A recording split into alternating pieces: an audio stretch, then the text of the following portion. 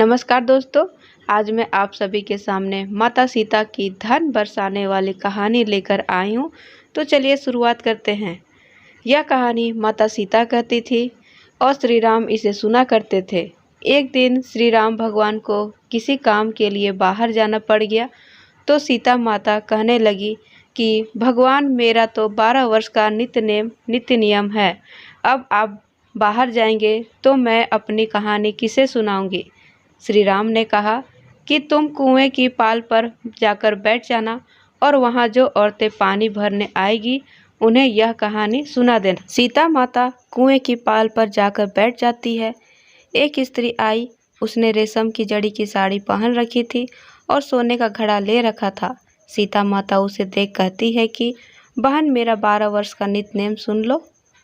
पर वह स्त्री बोली कि मैं तुम्हारा नित्य नेम सुनूंगी तो मुझे घर जाने में देर हो जाएगी और मेरी सास मुझसे लड़ेगी।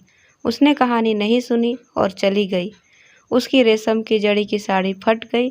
सोने का घड़ा मिट्टी के घड़ा में बदल गया। सास ने देखा तो पूछा कि ये किसका दोष अपने सिर लेकर आ गई है। बहू ने कहा कि कुएं पर एक औरत बैठी थी। उसने कहानी सुनने के लिए कहा, लेकिन मैंने सुनी नहीं, जिसका यह फल मिला। बहू की बात सुनकर अगले दिन वही साड़ी और घड़ा लेकर सास कुएं की पाल पर गई। सास को वहीं माता सीता बैठी मिली।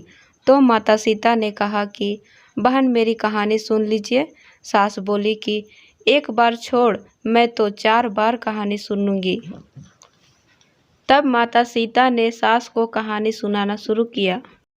राम आए, लक्ष्मण आए, देश के पुजारी आए, नित्य नेम का नेम लाए, आओ राम बैठो राम, तपी रसोई जियो राम, माखन मिश्री खाओ राम, दूध बतासा पियो राम, सूत के पल का मोठो राम, साल दुसाला पोठो राम, साल दुसाला ओढ़ो राम, जब बोलू जब राम ही राम, राम सवारे सबके काम, खाली घर भंडार भरेंगे, सबका बेड़ा पार करेंगे, श्री राम जय जय राम। सास बोली कि बहन, कहानी तो बहुत अच्छी लगी। कहानी सुनकर सास घर चली गई और उसकी साड़ी फिर से रेशम जड़ी की बन गई। मिट्टी का घड़ा फिर से सोने के घड़े में बदल गया। बहू कहने लगी, सासू माँ, आपने ये सब कैसे किया। सास ने कहा कि बहू, तू दोष लगा के आई थी और मैं अब दोष उतार कर आ रही हूँ। बहू ने फिर पूछा कि वह कुएं वाली स्त्री कौन है। सास बोली कि वे माता सीता थी। वे पुराने से नया कर देती है और खाली घर में भंडार भर देती है। वह लक्ष्मी जी का वास घर में कर देती है। आदमी की जो भी इच्छा हो उसे पूरा कर देती है। बहू बोली कि ऐसी कहानी मुझे भी सुना दो। सास बोली कि ठीक है, तुम भी सुनो। और सास ने कहानी शुरू की।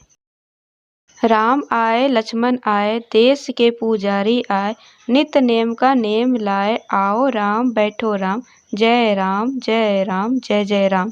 कहानी सुनकर बहू बोली कि कहानी तो बहुत अच्छी है। सास ने कहा कि ठीक है, इस कहानी को रोज कहा करेंगे। अब सास बहू रोज सवेरे उठती, नहाती धोती और पूजा करने के बाद नित्य नेम की सीता माता की कहानी कहती। एक दिन उनके यहाँ एक पड़ोस की औरत आई और बोली कि बहन, जरा सी आँच देना। तो वह बोली कि आँच तो अभी हमने जला ही नहीं। पड़ोसन ने कहा कि तुम सुबह 4 बजे से उठकर क्या कर रही हो फिर। उन्होंने कहा कि सुबह उठकर हम पूजा करते हैं, फिर माता सीता की नित्य नेम की कहानी कहते हैं। पड़ोसन ने उनकी बातें सुनकर कहा कि सीता माता की कहानी कहने से तुम्हें क्या मिला। वो बोली कि इनकी कहानी कहने से घर में भंडार भर जाते हैं, सारे काम सिद्ध होते हैं, मन की इच्छा भी पूरी होती है। पड़ोसन कहती है कि बहन, ऐसी कहानी तो मुझे भी सुना दो फिर। वह बोली कि ठीक है, तुम भी यह कहानी सुन लो। राम आए, लक्ष्मण आए, देश के पुजारी आए, नित्य नेम का नेम लाए, आओ राम बैठो राम। सारी कहानी सुनने के बाद पड़ोसन कहने लगी, बहन, कहानी तो मुझे बहुत अच्छी लगी। अब वह पड़ोसन भी नित्य नेम सीता माता की कहानी कहने लगी। कहानी कहने से सीता माता ने पड़ोसन के भी भंडार भर दिए। अब तो पूरे मोहल्ले में नित्य नेम की कथा चल पड़ी। हर किसी की मनोकामना पूरी होने लगी। हे सीता माता, जैसे आपने उनके भंडार भरे वैसे ही आप हमारे भी भंडार भरना। कहानी सुनने वाले के भी और कहानी कहने वाले के भी। उत्तर प्रदेश, बिहार, हिमाचल प्रदेश और हरियाणा के कुछ क्षेत्रों में आज भी यह कथा सीता जयंती पर चाव से सुनाई जाती है। अगर आप सभी को सीता माता की धन बरसाने वाली कहानी पसंद आई हो तो प्लीज़ एक लाइक कर दे, चैनल को सब्सक्राइब कर दे। फिर मिलेंगे एक अच्छी सी कहानी लेकर, तब तक के लिए बाय बाय। जय श्री राम, सीता माता की जय।